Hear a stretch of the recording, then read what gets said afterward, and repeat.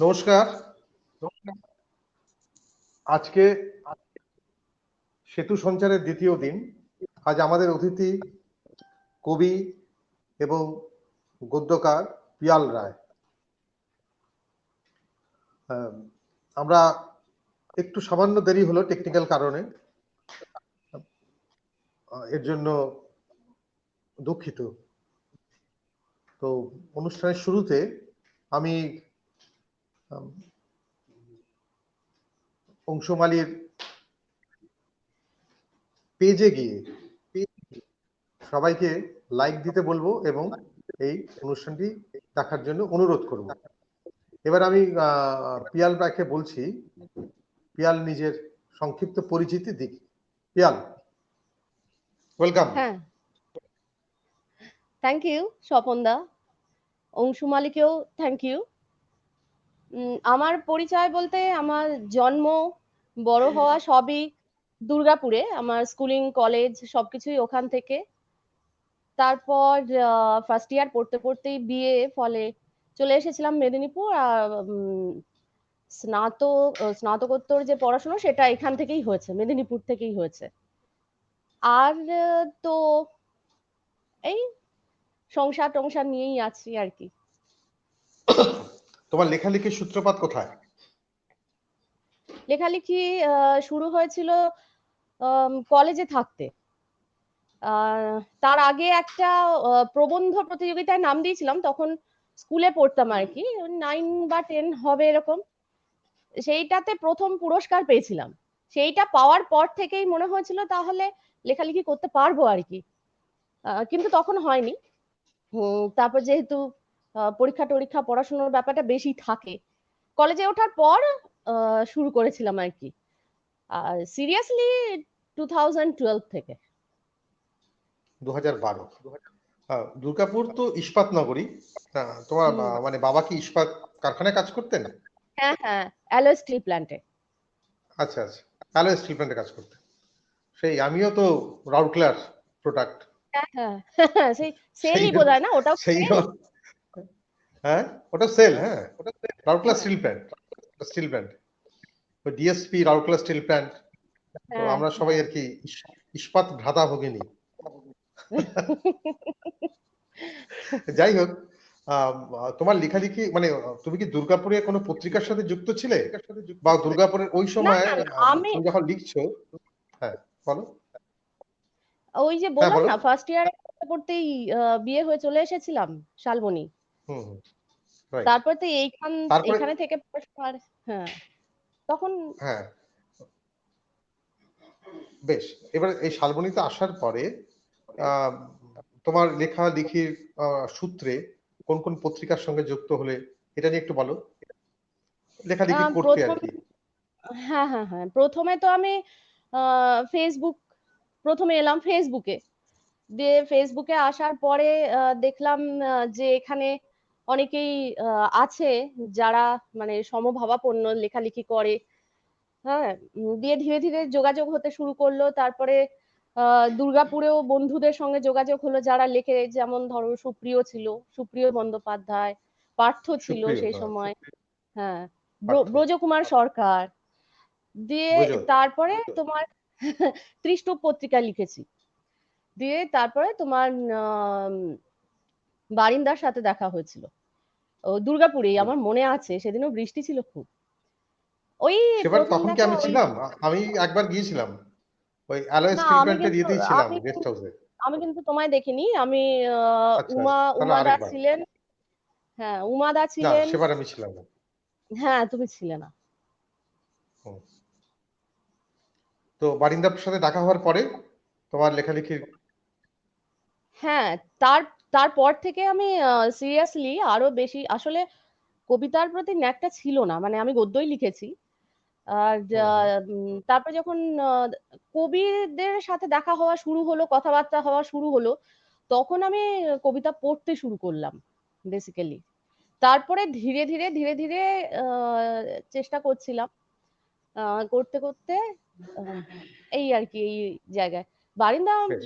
আমরা বারিন্দার সাথে আমার তো ইনবক্সেও কথা হতো, হুম হুম। ইনবক্সে কথা হতো হ্যাঁ, বারিন্দার সাথে। হ্যাঁ, তো আমি কিন্তু অনেক ইয়ে পেয়েছি, মানে যেমন তোমার কাছ থেকে অনেক রকম উপদেশ পাই বা গাইডেন্স পাই যেটাকে বলা যায়, সেটা কিন্তু আমি বারিন্দার কাছেও পেয়েছিলাম, কাজে লেগেছে। আমরা অনুষ্ঠানের শুরুতে আমরা কিছু কালকেও করেছি, তো আজকেও কবিতা পাঠ, তুমি কিছু কবিতা পড়ো তোমার, আচ্ছা। বা তুমি চাইলে গদ্যের টেক্সটও পড়তে পারো, মানে দুটো মিক্সড ব্যাগও হতে পারে, কবিতা পড়লে কিছু আচ্ছা, গদ্য পড়লে, তবে কবিতা পড়লে ভালো হয় কারণ গদ্য তো বড় হয়, গদ্য আমাদের নিয়ে সময় বসিনি, সংক্ষেপ রয়েছে। গদ্য নিয়ে কবিতা আছে তো? বসিনি। হ্যাঁ। হ্যাঁ, কবিতা পড়ো। হুম।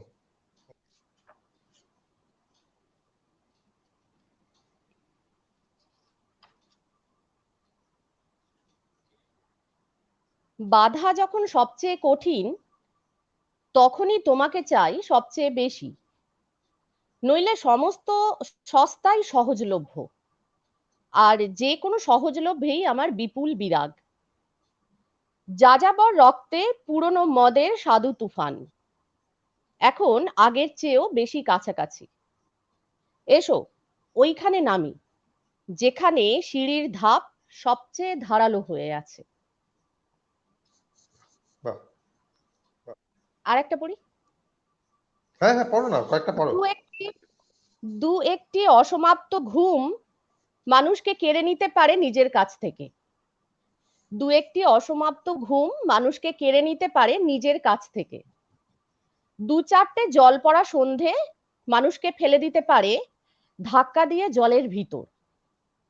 আলো আর ফুল সংক্রান্ত কথাগুলো বেবাকি মিথ্যে, রংচং প্রাচীন আবর্জনা। কালো মখমলি পোকারা খুঁটে খুঁটে খায় আলো আর ফুল, তবু ফুল ফুটলে পোকা কাটা আলো তাকে গিলে নেয় স্বর্গীয় স্বাদে। আরো আরো পড়ো।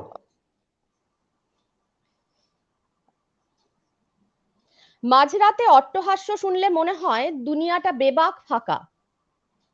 ফাঁকিময় জল স্থল অন্তরিক্ষে পাগলা একটা দুনিয়া জেগে আছে।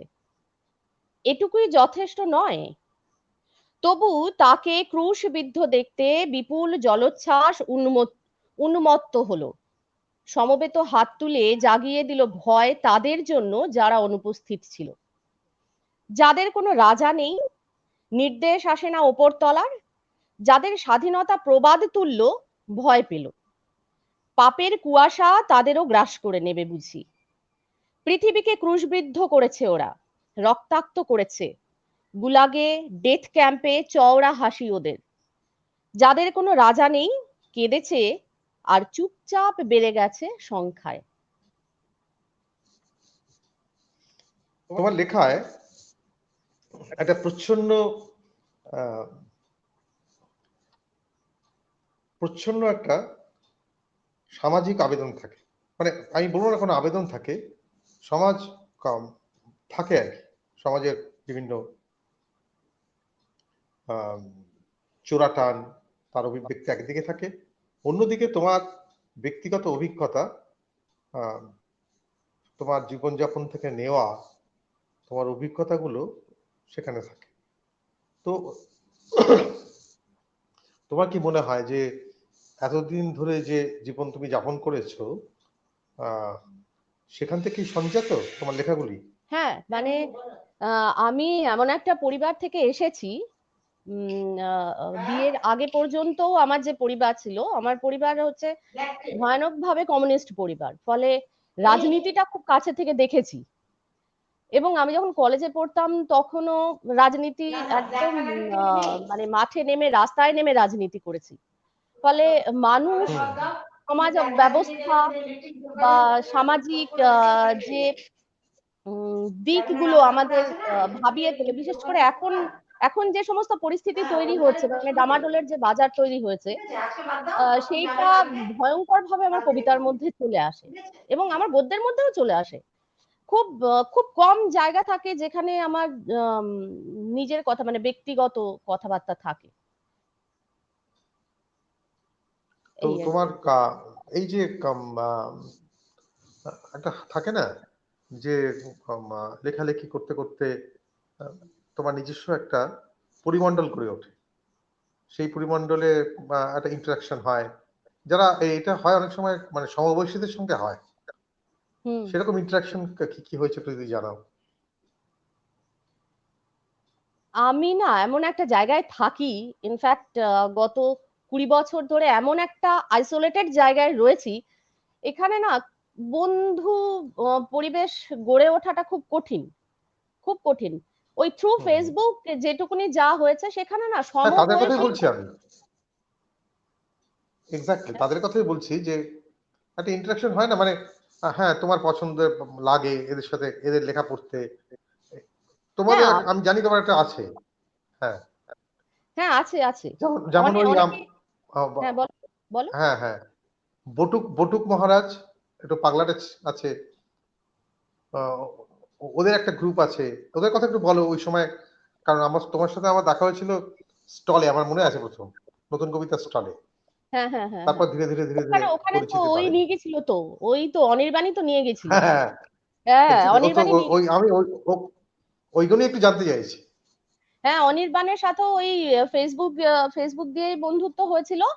এবং ওই তখন ধীরে ধীরে পরিচয় করিয়ে দিচ্ছিল আমাকে ওই যারা সেই সময় আম, তারা কিন্তু আমার থেকে অনেকটা এগিয়ে ছিল, কারণ না আমি ফেসবুকে এসেছি প্রায় অনেক দেরিতে। ফলে আর ওরা সোশ্যাল মিডিয়া বহুদিন ধরে ছিল, ফলে ওদের একটা গ্যাং ছিল। এখন আমার না কোনো গ্রুপের মধ্যে থাকা খুব একটা হয়ে ওঠে না, বুঝলে তো। ফলে ওই অনির্বাণ এক বন্ধু, আম, তারপরে ধরো আর কে আছে, শাশ্বতী ছিল সেই সময়, শাশ্বতীও ভালো বন্ধু ছিল, এখনো আছে। হ্যাঁ, তুমি শাশ্বতীর সাথে তারপরে গেছিলে। হ্যাঁ হ্যাঁ হ্যাঁ হ্যাঁ, তারপরে তোমার ধীরে ধীরে আরো ওই পড়ালো নানান মানে সেই সময় জুবিন ঘোষের কবিতা পড়ালো। একদিন জুবিন, মনে আছে ওদের বাড়িতে, হ্যাঁ ওদের বাড়িতে আড্ডা।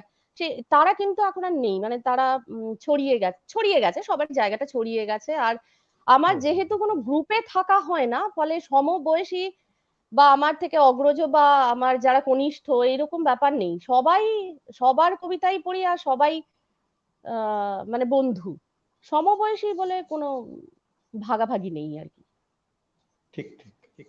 আচ্ছা, কবিতার ক্ষেত্রে বুঝলাম। আবার দুর্গাপুরেও আমি জানি, তুমি যেটা বললে যে দুর্গাপুরে একটা বিশাল ঐতিহ্য আছে বামপন্থী আন্দোলনে, এটা আমি জানি। এবং আমি অনেক একটু চিনতামও ওখানকার আহ, শ্রমিক নেতাদের। ওখানে কল্যাণী লাহিড়ী ছিল, তুমি জানতে না কল্যাণী দি? হ্যাঁ কল্যাণীদির সাথে পরিচয় এই ওই করেছিল, তোমার ওই অনির্বাণ আর পার্থ। আচ্ছা আচ্ছা, কল্যাণীদির সাথে প্রদীপ আমার প্রদীপ আছে দেখাও ওখানে। হয়েছে। হ্যাঁ কল্যাণীদির বাড়ি গেছি। আম, হ্যাঁ হ্যাঁ, তারপরে কল্যাণীদির সাথে কথা, কল্যাণীদি তো তারপরে তো চলে গেলেন দুর্গাপুর ছেড়ে। ঠিক। উম, হাজবেন্ড মারা যাওয়ার পরে প্রদীপ চক্রবর্তী হ্যাঁ ওখানে আছে, প্রদীপ প্রদীপ আছে, আছে। হ্যাঁ হ্যাঁ দুর্গাপুরে প্রদীপ হ্যাঁ চক্রবর্তী আছে। ওর সাথে হ্যাঁ। আমার মনে আছে আমরা রঞ্জিত সিংহ বাড়িতে গিয়েছিলাম, কবি রঞ্জিত সিংহর বাড়ি। হুম হুম। চয়ন তো আছে, চয়ন কিরকম সমাজ, চয়ন চয়ন চিলে কোঠা করে। চয়ন হ্যাঁ জানি, চয়ন, চয়ন চয়ন মণিদীপা দুর্গাপুরে। ওরা সব। চয়ন হুম, মণিদীপা, মণিদীপা দুর্গাপুরের নয়, হ্যাঁ হ্যাঁ কিন্তু হ্যাঁ, চয়ন দুর্গাপুরের ছেলে। চয়ন দুর্গাপুরের ছিল, হ্যাঁ। ও তো বাচ্চা মণিশঙ্কর ছেলে, আছে, বেশি বয়স না। হুম মণিশঙ্কর আছে, হ্যাঁ ঠিক। হুম তো একটা বড় মণিশঙ্কর মানে দুর্গাপুর। দুর্গাপুরে একটা, দুর্গাপুর বরাবরই কিন্তু একটা মানে সাহিত্যের দিক দিয়ে আর খুব দুর্গাপুরে কিন্তু আমার ভাইব্রেন্ট দুজন জায়গা। বেস্ট ফ্রেন্ড আছে, আমার কিন্তু দুজন দুজন বেস্ট বললে দুজন বোঝায় না, কিন্তু দুজন আছে। এক হচ্ছে তোমার ওই হুম বিকাশ নায়ক, আর দ্বিতীয় হচ্ছে হুম। ইন্দ্রাণী মুখোপাধ্যায়। ওরা আচ্ছা। বহুদিন ধরে কবিতা লিখছে, অনেক আগে থেকে, মানে আমার বহু আগে থেকেই। হুম হুম। তো ঠিক। ওদের সাথেও আমার একটা ভালো বন্ডিং আছে। হ্যাঁ হ্যাঁ। তো ও দুর্গাপুর থেকে আমি জানি যে তোমার মানে পাহাড়ে গেলে বোধহয় তোমার সমস্যা হয়, তাই না? হ্যাঁ বেড়াতে গেলে, হ্যাঁ। হ্যাঁ, তা তুমি তো হ্যাঁ। বেড়াতে, আমরা সমুদ্র পাহাড়ে। তোমার এই যে ঘুরে বেড়াও, মানে কোথায় কোথায় বেরিয়েছো এবং সেখান থেকে কি করে আহরণ করেছো। আমি তোমার গদ্যে পরে আসছি। আহ, কিভাবে হ্যাঁ ইন্টারঅ্যাক্ট বেড়াতে করো, মানে তোমার বেড়াতে এই যে। গেছি, মানে সমুদ্র পাহাড় দুটোই গেছি, দুটো জায়গাতেই হুম, ভালো তো লাগে সে তো আহ, সব জায়গায় ভালো লাগে, কিন্তু পাহাড়ে ওই ঠান্ডাটা আমার ঠিক সহ্য টহ্য হয় না আর কি। আর হ্যাঁ সমুদ্র হ্যাঁ হ্যাঁ। ভালো লাগে কেন বলতো, সমুদ্রের ওই বিপুল বিশাল ইত্যাদি ইত্যাদি কিছু বলছি না আমি, কিন্তু ওই যে হুম দাঁড়িয়ে থাকবে তুমি বালিতে, আর জলটা এসে তোমার পায়ে ধাক্কা মেরে যখন ফিরে যায় তখন দেখেছো বালিটা খানিকটা সরে যায় আর পাটা ঢুকে যায় ভিতরে, ওইটা দারুণ মানে এক্সাইটিং লাগে আমার আর কি। সেই কারণে সমুদ্র আমাকে বেশি টানে। পাহাড়ে শীত না থাকলে পাহাড় ঠিক আছে। আর আমাদের মানে এখানকার এপার বাংলার বাঙালিদের সমুদ্র একটা পুরী পুরী একটা কমন ব্যাপার, এবং সমুদ্রে হ্যাঁ গেলেই তোমার ওই পুরী সিরিজ, আবার পুরী সিরিজ, উৎপল কুমার বসুর মনে পড়বেই, তাই না? হ্যাঁ, হবেই। ওই সিরিজটা খুব মনে পড়ে। মানে যাই হোক, ওই নামটা অ্যাটলিস্ট চলে আসে মাথায়, স্ট্রাইক করে। নামটা হবেই। আর বাঙালি মাত্রই পুরী বেড়াতে যাবে, এটা খুব স্বাভাবিক আর কি। হ্যাঁ, যদিও মানে এটা অবভিয়াস যাবেই আর কি। হ্যাঁ হ্যাঁ, সেটা সেটা ঠিক। হবেই হবে। যদিও আমার বেশি ভালো লেগেছে তোমার ওই বিশাখাপত্তনমের যে বিচটা, কি নাম, রামকৃষ্ণ বিচ সামথিং এরকম নাম ছিল। ওই বিচটা আমার কিন্তু খুব বেশি ভালো লেগেছে, ভীষণ পরিষ্কার পরিচ্ছন্ন এই আর কি। সাউথ তো হ্যাঁ সমুদ্র, কম্পারেটিভলি পরিষ্কারই হয়। হ্যাঁ সমুদ্র আসে দক্ষিণ কবিতায়। ভারত, হ্যাঁ, হুম। দক্ষিণ ভারত পরিষ্কারই হয়। তো তুমি হ্যাঁ আরো কিছু লেখা পড়ো? সত্যি তাই, দক্ষিণ ভারত ভীষণ তুমি তো নিজে থাকো না ব্যাঙ্গালোরে, অনেক দিন থেকে এসেছো। না, ছিলাম, দীর্ঘদিন ছিলাম, এখন তো খড়গপুরে চলে এসেছি। এমন সময় খড়গপুরে 3 এসেছো বছর যে তো। আমি খড়গপুর ছেড়ে বেরিয়ে গেছি। হ্যাঁ হ্যাঁ, সেটা ঠিক। খুব তবে স্বল্প হ্যাঁ সময়ের তুমি জন্য তুমি আর, খড়গপুরে হ্যাঁ, খড়গপুরে অনেক কিছু আমি দেখিয়েছিলে ঢুকলাম আমাকে। তো তুমি বেরিয়ে গেলে, হ্যাঁ। হুম। হ্যাঁ আমার মনে থাকবে ওই হ্যাঁ, আইআইটি, জেলখানার সামনে আইআইটি, আইআইটি, আইআইটি আইআইটি হিজিলি। ভ্রমণ করছি। যাকে, তুমি আর কিছু লেখা পড়ো, কবিতা পড়ো। কিছুক্ষণ পর সূর্য উঠবে কালো, আরো একটা অন্ধকার দিন, ঘিন ঘিনে পোকাদের নাচ চলবে সারাদিন। প্রেমেরও থাকে রাজনীতি, অপ্রেম, জিঘাংসা, কাটাকুটি, রক্ত। ভ্রান্তির প্রেম সুমিষ্ট বড়, ভুল চোখে বারবার তাকানো নেই, এমন কারো অপেক্ষা নেই যে অপেক্ষায় আছে কারো। হিসেব নেই কে কাকে কেটেছে বেশি, কে কার রক্ত খুশি খুশি খেয়েছে কতটা। নিজের নিজের লড়াইয়ে যে মানুষ একই রকম ক্লান্তিকর একঘেয়ে, রক্ত শুকোতে শুকোতে মুছে নিচ্ছে নিজেদের ভেজা বুক। আমি র্যান্ডম পড়ে যাচ্ছি, মানে বাহ। আমার কিন্তু আগে থেকে সিলেক্ট করা কিছু নেই। না না, দরকার নেই, এটাই ভালো লাগছে, পড়ো। খেলাগুলো এত পুরনো আর চ্যাটচ্যাটে যে কাছে এলেই কটু গন্ধে কুঁচকে ওঠে নাক। একাধিক প্রেমে থাকলে মানুষ একাধিক রহস্যে থাকে, বোঝে না কোনটা সত্যি কোনটা একেবারেই সত্যি ছিল না। একা থাকার ইচ্ছে আমাদের সকলের চলে গেছে, অথচ একা একাই বয়ে বেড়াচ্ছি নিজেদের বিষণ্ণ বিষণ্ণ বোঝা। ভালোবাসির মধ্যেই ভালোবাসাহীনতা সবচেয়ে স্পষ্ট। আমরা বুঝি না ফুল ফোটাই, রাত কাবার করি নানাবিধ নির্মম পেলব শব্দে। এখানে সারা রাত পাখি ডাকে, বোঝা যায় না রাত কোনটা দিন কোনটা। যে শব্দ ওরা রাতে করে তা দিনের থেকে পুরোপুরি আলাদা। আবার দিনের শব্দগুলো রাতের মতো এত ঘন নয়। দিন আর রাতে শব্দের ফারাক পাখিরাও বোঝে, মানুষই চিরকাল কেবল শব্দ নিয়ে কাটাকুটি খেলেছে। ঠিক, ঠিক। আরেকটু হোক, আরেকটু হোক। ধাক্কাধাক্কি করতে করতে গড়িয়ে গেলাম ঘাসে, খড়খড়ে কোমল ঘাস বিধে গেল আমাদের সর্বত্র, যেখানে যেটুকু যা উন্মুক্ত ছিল। কেউ কেউ এতেই তোড়জোড় করলাম ঘুমানোর, কেউ কেউ শূন্যে বাড়িয়ে হাত প্রার্থনা করলাম আরোগ্য। যা আসতেও পারে নাও পারে, বিশ্বাস এক তুমুল ব্যাপার, করলে আছে না করলে নেই।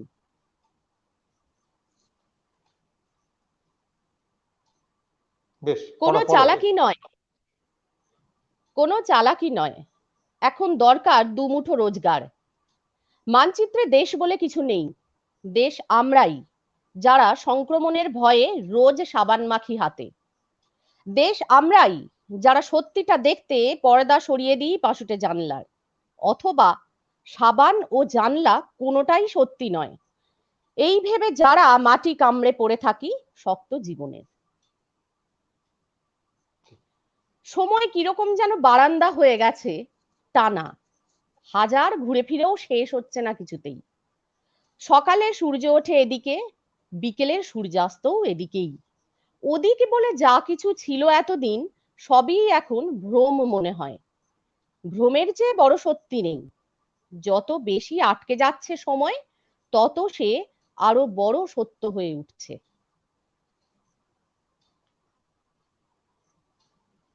যত বেশি কেঁদেছে মানুষ, ততই বুঝেছে কান্নার ভাষা বোঝে না দুনিয়া।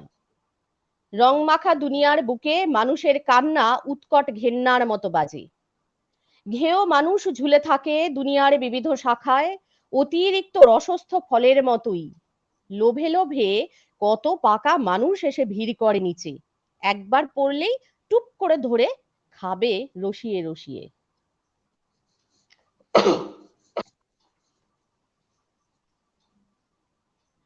সবকিছু ঝুঁকিপূর্ণ হয়ে উঠছে। মুখোশ পরেও সামলে রাখা যাচ্ছে না দগদগে মুখ। নিরীহর দিকে আঙ্গুল তোলার তোমার নির্জন অভ্যাস যতক্ষণ না যাবে, ততক্ষণ এই পৃথিবী নিরাপদ নয়। কিছুদিন আগে বলেছিলে মানুষই নষ্টের গোড়া, পরে বলে উঠলে ব্যাপারটা প্রাকৃতিক। যেন কিছুই নয়, মুখ মুছে রুমালে বসলে যুদ্ধ পরবর্তী ভাগ বাটোয়ারায়। ভ্যাবাচাকা আমরা ঝুলে রইলাম পাপ আর সন্দেহের মাঝে। এই কিছু কমেন্ট এসছে, আমি পড়ে দিই। রাহুল গাঙ্গুলি, স্বপনদা বেশ বললেন, ইস্পাত ভ্রাতা ভগিনী। মারিয়া জোসেফ, আমি দেখছি। রাহুল গাঙ্গুলি আবার বলছেন, বাহ, দেশ আমারই, ভালো লাগলো। তো ও মানে শ্রোতারাও ইন্টারাক্ট করছে। তো আমি এখানে বলি, তুমি তো নিজে গান গাও, তো তুমি একটা গান গাইতে পারো। এটা আড্ডা তো, খোলা গলা একটা গান গাও। গাও গাও, কোনো অসুবিধা নেই। আমরা তো গান গাইতে হলে আমি জনগণ শুরু করব। হ্যাঁ, তখন আবার উঠে দাঁড়াতে জনগণে হবে। কেন করেছো? তুমি, আমি জানি তুমি গান জানো, গাও। না, গান গাইবো না। গান গাইবে না? গান গানই আচ্ছা, মনে হয়ে পড়বে যাক না। ছোট করে, একটা ছোট করে হয়ে যাক, করো। দাঁড়িয়ে আছো তুমি আমার গানের পাড়ে, আমার সুরগুলি পায় চরণ, আমি পাইনে তোমারে।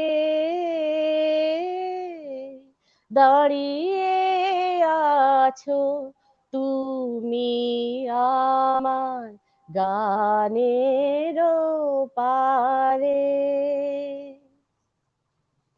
বাতাস বহে মরি মরি, আর বেঁধে রেখো না তোরি। বাতাস বহে মরি মরি, আর বেঁধে রেখো না তোরি। তারপর মনে পড়ছে না। ঠিক আছে, আড্ডাতে এরকম হবে, কোনো অসুবিধা নেই, আড্ডাতে এরকম হবে। এই যে একটা সময় হয় না যে মন খারাপ, তখন একটু গান শুনি। তোমার কি এরকম হয়, একটু গান শুনলে মনটা ভালো হয়ে যায়? হ্যাঁ, যখন আমার মন খারাপ হয়, তখন আমি কখনো বিষণ্ণ গান শুনি না। কারণ মন খারাপের সময় যদি মন খারাপের গান শোনা হয়, তখন কি হয়, মন খারাপটা বেড়ে যায়। আমি তখন খুব ওই ঢিনচাক টাইপের গান বাজনা শুনি, তাতে খুব জলদি ফ্রেশ হয়ে যায়। এক্স্যাক্টলি, জলদি গান তো নানা রকমের, হ্যাঁ, মানে রিফ্রেশড হয়। হ্যাঁ হ্যাঁ, যা যখন খুব খুশিতে থাকি তখন অনেক সময় বিরহের গান শুনে নিলাম। কেননা তখন কমিউনিকেট করাটা কঠিন হয়, ফলে মন টন বিরহ হয় না আর কি মনে। তোমার গদ্য ব্যাপারটা বলো, যে গদ্যে লেখা মানে লিখতে কেমন লাগে, কার গদ্য ভাল লাগে? গদ্য কিন্তু অনেকেরই ভালো লাগে। যেমন ধরো, আমি তোমাকে বলেছিলাম যে তোমার গদ্য কিন্তু আমার পছন্দের, একদম প্রথম দিকে বলেছিলাম যে, এবং চেষ্টা করেছিলাম ওরকম সাবলীল ভাবে লিখতে, কিন্তু আমার গদ্য খুব একটা সাবলীল হয় না। হ্যাঁ, হুম। জানি না কেন প্রচুর না অন্য সাবলীল মানে গদ্য তো সাবলীল হতে হবে এর কোনো মানে নেই। আলটিমেটলি গদ্য একটা টেক্সট, এবং এই টেক্সটটা মানে একেবারে সবসময় খুব স্বচ্ছ হবে। হ্যাঁ, না, লোকে মনে এরকম রাখবে হয় না না। আমারটা, লোকে আমারটা মনে হ্যাঁ, রাখবে না, কেননা পড়ে তোমার ইন্টারাক্ট করা মুশকিল হয়ে যায়। না না, সেটা তো তুমি পাঠকের উপর ছেড়ে দাও। এটা আমরা মানে এখন তুমি যদি পাঠককে মাথায় রেখে রেখো তখন মুশকিল হয়ে যাবে। সেটা না করাই ভালো। পাঠক সেটা তৈরি হয়ে হয় যায়। না, আজ অব্দিও হয়নি সেটা। না পাঠক আমি তৈরি হয়, কিন্তু ধীরে ধীরে পাঠক তৈরি হয়। আমি আমি তোমার কিছু গল্প লেখার চেষ্টা করেছিলাম, বুঝলে তো, ছোট ছোট হুম। গল্প। তো সেই ওরকম ছোট গল্প লিখতে গিয়ে কিছুতেই মানে কোনো সো কল্ড ভাবনা আসছেই না, মানে যা আমি লিখে ফেলছি সবই দেখছি যে কিরম যেন একটা মানে অন্যরকম হয়ে যাচ্ছে, একটু কঠিনই হয়ে যাচ্ছে মনে হচ্ছে বারবার। সাধারণ প্রেমের গল্পকেও আমি খুব সমীহ করি, ভালো লাগে যারা ঠিকঠাক প্রেমটা লিখে উঠতে পারেন তাদেরকে। হুম। কিন্তু আমার তো হয় না সেরকম। যেমন ধরো প্রথম গল্পকে এক বন্ধু বললো যে তুমি একটা ছোট গল্প লিখে পাঠাও দেখিনি।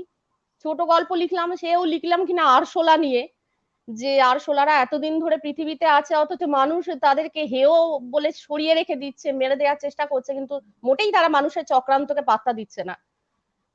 এই আর কি, মানে এইরকম সব চলে আসে, উটের গল্প, এবং মানে কি বলবো এইসব। বেড়ে চলেছে, বেড়ে চলেছে। হ্যাঁ, আরশোলা বেড়েই চলেছে। আরশোলা বেড়েই চলে, আরশোলা মানুষ টানুষকে পাত্তা দেয় না। এই অর্ঘ্য দত্ত লিখছে দেখতে এসেছি, জয়ন্ত চট্টোপাধ্যায় দেখছি। তো সবাই বেশ ইন্টারাক্টও বেশ। করছে, ভালো। হ্যাঁ, বাহ, খুব ভালো আহ, খুব ভালো। এই যে আমি নতুন নতুন বন্ধু পাওয়া যায়। হুম হুম। হ্যাঁ, এটাই তো আড্ডার লাভ। আমরা এর জন্যই এই হ্যাঁ, আড্ডার কথা ভেবেছি, আমি যে যদিও প্রতিদিন কোনোদিনও একজন করে ভাবিনি আসবেন। এরকম একটা আড্ডা হবে। মানে আমি খুবই কি বলতো একটু ওই ঘরকুনো বলা যায়, আর আম, দেখে মনে হয় না না আমাকে যে আমি একটা লাজুক টাইপের মহিলা। এটা এটা এটা বললে খুব সবাই জটিল হাসবে। প্রশ্ন। হেসে উড়িয়ে দেয়া আহ, ভালো, স্বপনদা। তো যাই হোক, তুমি আরো কিছু, আমরা শেষের দিকে চলে এসেছি অনুষ্ঠানের, তুমি আরো কিছু লেখা পড়ো, হ্যাঁ, কবিতা পড়ো, আরো কিছু কবিতা পড়ো। আমি আমি যেগুলো পড়লাম এগুলো সব নতুন অ্যাকচুয়ালি। হ্যাঁ হ্যাঁ, তুমি কিছু পুরনো কবিতা পড়তে পারো, তোমার অসুবিধা নেই। হ্যাঁ, ঠিক আছে। তোমার পুরনো লেখা পড়তে পারো, কোনো অসুবিধা নেই। এটা পড়ে নি, দিয়ে তারপর পুরোনো পড়ি। হ্যাঁ হ্যাঁ। শেষ কবিতা আমি লিখে ফেলেছি প্রথম কবিতারও আগে। শেষ কবিতা আমি লিখে ফেলেছি প্রথম কবিতারও আগে। যারা যারা কবিতা প্রেমী তাদের বাদ দিয়ে বিলিয়ে দিয়েছি সব। এখন কবিতা দেখলে ভাবি পচা ফলের একরাশ ঝুড়ি ভুল করে কেউ ফেলে গেছে সুগন্ধি বাগানে। মাত্র কিছুদিন আগে অতিথি জারি করেছেন সমন, রাজনীতি মুক্ত দেবালয়ে গড়ার। যেন কবিতা কোমল সুপাচ্য আহার এক নিদারুণ গরিবের দেশে।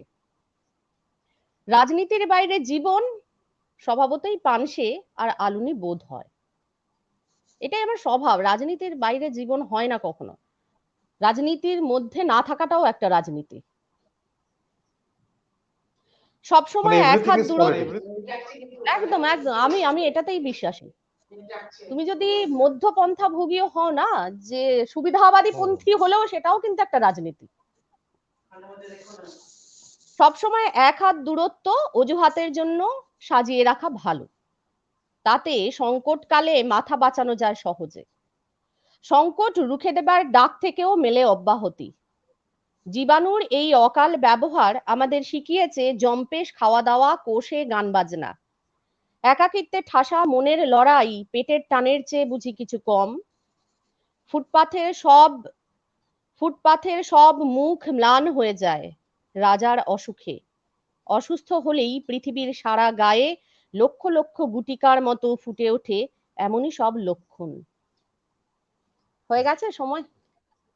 না, আমার মানে সময় হয়েছে। এবার আমি একটা শেষ প্রশ্ন করি, কালকেও করেছি, যে ধরো তোমাকে নির্বাসনে পাঠানো হলো, তো তুমি কোন খুব তিনটে ভালো। বই নিয়ে নির্বাসিত হবে? না সেটা ভালো নেবই হলো না। যে তোমাকে না তিনটে না আমি বই, তো আমি তোমাকে আমি অপশন, কোনো বইপত্র নেব না। না মানে না আমি আমায় তো নিতে হবে। নির্বাসনে কি কোনো মানে কোনো নির্জন জায়গা মানে লোক বসতিহীন জায়গায় পাঠাবে? হ্যাঁ একদম, মানে একাকী একটি জায়গা, সেখানে তুমি তিনটে বই তোমাকে নিতে হবে, তুমি কোন তিনটে বই নিয়ে যাবে? নিতেই হবে। আমার মগজে এই নিতেই হবে। এত জীবনে, মগজে এত বছরের জীবনে যে এত এত বই ঠেসে নিয়েছি, সেইগুলো নিয়ে গেলে হবে না, বই না নিতেই হবে। তিনটে বই, যেটা মনে হয় না একটু পড়ি আরেকবার পড়ি এরকম, তিনটে বই। আম, এরকম তো গুচ্ছের আছে, আম, মনে করা মুশকিল। আম, তিনটে বেশি হয়ে যাচ্ছে, তুমি তিনটেই বলো। দুটোও বেশি একটা। আমি কোনো বই নেবই না, তিনটেই বলো। বই না নেবই তবুও না। তিনটে বলো, এটা এটা হচ্ছে এই আড্ডার নিয়ম, তোমার বলতে হবে তিনটে বই বলো। মানে লেখকের আরে নাম বাবা, বললে হবে, যে তুমি তিনটে বই যদি, হ্যাঁ বলো, বইয়ের নাম বললেই ভালো। মানে জোর করে বই নেওয়া করাবি। হুম আমার তো একদম। মানে প্রচুর বিষয় ভালো লাগে, ফলে প্রচুর বিষয় যদি বলো, যেটা আমি বারবার পড়ি সেটা হচ্ছে, এক তো পথের পাঁচালী আছে, ওটা আমি ভীষণই বারবার করে পড়ি। মনোজ বসুর বেশ গল্পের বই নিয়ে যেতে পারি। বেশ। আর বিদেশি সাহিত্য কিছু নেব না। আর বাংলা বই, আর একটা বই বলা তো খুব কঠিন গো, কেন কি এতগুলো চলে আসছে ওর মধ্যে। যে কোনো একটা। দুটোই থাক। না তিনটে, তিনটে তোমার। তাহলে আমি একটা ওই সব বন্ধুদের কবিতা আছে এরকম কোনো সংকলন বই নিয়ে যাব, বন্ধুদেরও এই তো নিয়ে হলো যাওয়া হলো, তিনটেখানা বই হয়ে গেল। গল্পও নেওয়া, হ্যাঁ কবিতাও নেওয়া হলো। বেশ বেশ। তাহলে এখানেই এই নোটে আমরা পিয়ারকে গাছটি ধন্যবাদ মুড়লো। জানাচ্ছি অংশমালীর পক্ষ থেকে অংশগ্রহণ করার জন্য। আমাদের আধ ঘন্টার আড্ডা আমরা পিয়ারের সঙ্গে আজকে শেষ করছি। আগামীকাল আমাদের এই সেতু সঞ্চারে উপস্থিত থাকবেন তরুণ কবি এবং সমাজকর্মী শঙ্খদীপ কর। শঙ্খদীপ রেহেল বলে একটি পত্রিকার সম্পাদনার সঙ্গে যুক্ত। আগামীকাল আবার আপনাদের সঙ্গে দেখা হবে ভারতীয় সময় 8টায় এবং বাংলাদেশ সময় 8:30টায়। সবাই ভালো থাকবেন, আনন্দে থাকবেন। অংশমালীর পক্ষ থেকে আমি বিদায় নিচ্ছি। ধন্যবাদ। বাই। টাটা।